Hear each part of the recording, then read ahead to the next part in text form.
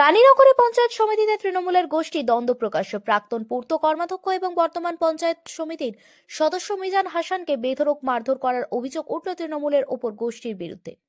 ঘটনার জেরে তীব্র উত্তেজনা ছড়ায় মঙ্গলবার রানীনগর বাজারের মধ্যেই লোহার রড দিয়ে মাথা ফাটিয়ে দেওয়া হয় বলে অভিযোগ। গুরুতর আহত অবস্থায় প্রথমে রানীনগর ব্লক প্রাথমিক স্বাস্থ্য কেন্দ্র এবং পরে মুর্শিদাবাদ মেডিকেল কলেজ হাসপাতালে ভর্তি করানো হয়েছে চিকিৎসার জন্য।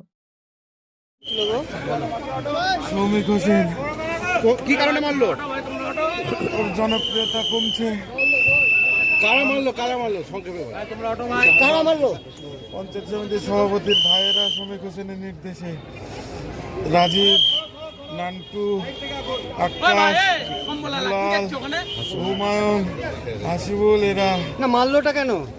মারলো মানে গতকাল বিধায়ক শ্রমিক হোসেনের পিকনিক হয়েছে, সেই পিকনিকের লোক হয়নি।